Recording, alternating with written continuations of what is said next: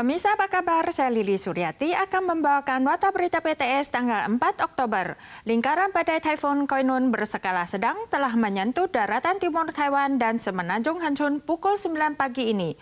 Yunlin, Chiayi, Tainan, Kaohsiung telah mengumumkan sekolah dan kantor akan diliburkan mulai pukul 6 malam ini.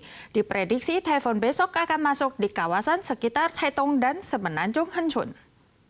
Taifun Koinu diperkirakan akan masuk pada Kamis pagi. Saat ini setelah lingkaran badai menyentuh daratan, angin dan hujan berangsur menguat. Selain daerah Hualien dan Taitung yang terkena dampak, wilayah Miaoli ke selatan juga masuk dalam cakupan peringatan darat. Kabupaten Chiayi, Kota Tainan, dan Kota Kaohsiung semuanya telah mengumumkan penghentian kantor dan sekolah mulai pukul 6 malam ini.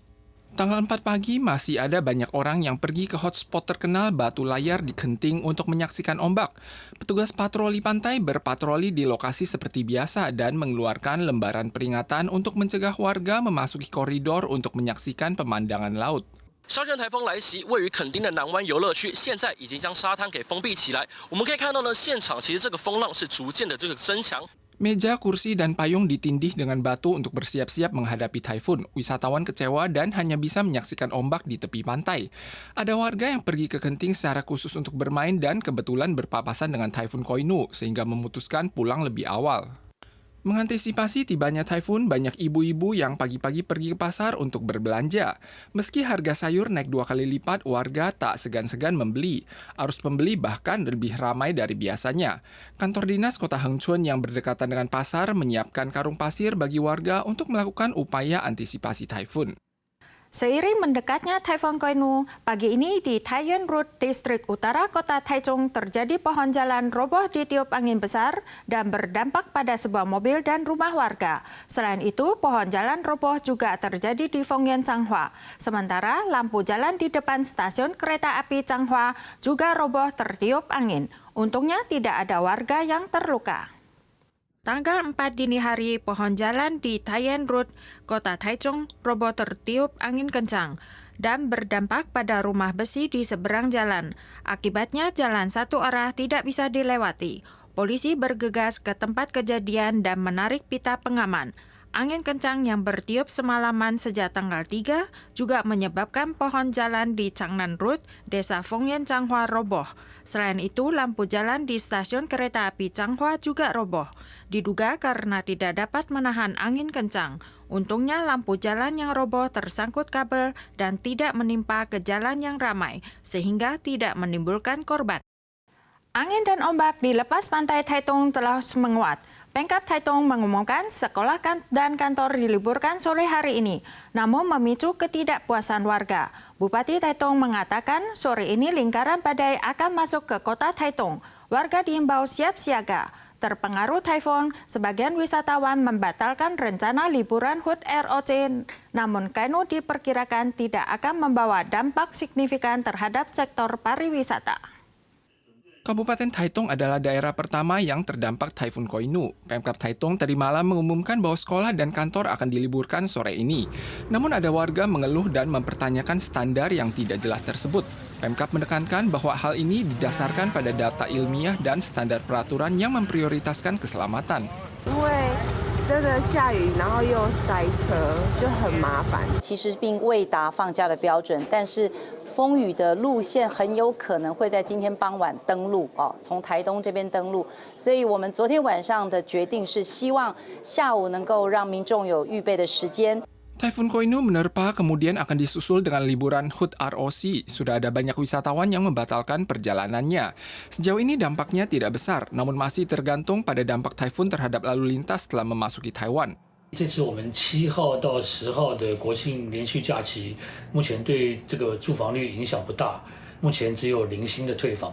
Taifun mendekati Taitung, beberapa instalasi seni luar ruangan yang dipamerkan Pemkab mulai bulan ini telah dibongkar pada pagi hari. Daerah Taitung akan memasuki lingkaran badai mulai sore hari. Pemkab meminta agar warga di daerah pesisir untuk segera melakukan upaya pencegahan bencana. Pada bulan Maret tahun ini, Biro Investigasi Kriminal dan Kantor Bea Cukai mencegat paket mencurigakan yang dikirim dari Amerika. Ternyata isi 10 kaleng susu bubuk tersebut mengandung 10 kg narkoba level 2, yakni amfetamin dengan harga pasar gelap melebihi 10 juta dolar. Setelah diselidiki, polisi telah berhasil menangkap 2 tersangka. Sedangkan tersangka utama di balik layar masih dalam penyelidikan. Kaleng susu bubuk merek Amerika sekilas tampak seperti produk susu seduh sederhana, namun menyembunyikan misteri. 来自美国寄出的一个毒品国际包裹案。那这个国际包裹呢，内装了10罐的奶粉，那实际上里面夹藏了大量的2级毒品安非他命。 Biro Investigasi Kriminal bersama dengan Kantor Bea Cukai mencegat paket mencurigakan dari Amerika pada bulan Maret dan menemukan 10 kaleng susu bubuk di dalamnya. Masing-masing mengandung sekitar 1 kg amfetamin. Tampakan bubuk berwarna krem mirip susu bubuk, tidak seperti kristal putih pada umumnya. Polisi menelusuri petunjuk dan menahan tersangka bermarga Xiao dan Chen. 那全案呢，总计起获了10.464公斤的安非他命。那整个呢，专案小组 在经过严密的部署之下呢，我们总计查获2名犯嫌到案。那这2名犯嫌最后以违反毒品危害防治条例，移送地检署侦办。 Kedua tersangka mengaku jika berhasil menerima paket narkoba ini, mereka akan mendapat komisi $300 Taiwan. Berdasarkan harga di pasar gelap, harga amfetamin ini melebihi $10 juta Taiwan dan diduga digunakan sebagai campuran narkoba baru berbentuk minuman. Setelah diinterogasi, kasus ini akan diproses berdasarkan kriminalitas narkoba. Pengadilan memutuskan penahanan tanpa izin kunjungan bagi kedua tersangka. Kejaksaan juga terus melanjutkan penyelidikan untuk menemukan tersangka utama di balik layar. Tanggal 3 malam terjadi kecelakaan lalu lintas parah di sekitar Venesia, Italia. Sebuah bus penuh penumpang jatuh dari jalan layang dan terbakar. Saat ini telah diketahui 21 orang tewas termasuk sopir dan anak-anak. Dan 20 orang mengalami luka-luka. Penyebab kecelakaan sedang diklarifikasi. Pada tanggal 3 pukul 7.45 waktu Italia, sebuah bus listrik yang membawa wisatawan dari Venesia menuju ke Marghera menabrak pagar pelindung dan jatuh ke bawah jalan layang setinggi 30 meter ketika melewati kawasan Mestre, kemudian terbakar. Lebih dari 20 mobil damkar dikerahkan untuk memadamkan api. Saat ini diketahui 21 tewas termasuk anak-anak dan sopir berpengalaman 7 tahun yang berusia 40 tahun.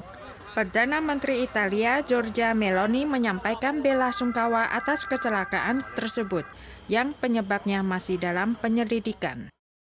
Para pemirsa sekalian, sekian warta berita dari PTS. Kita soal lagi di lain kesempatan. Sampai jumpa.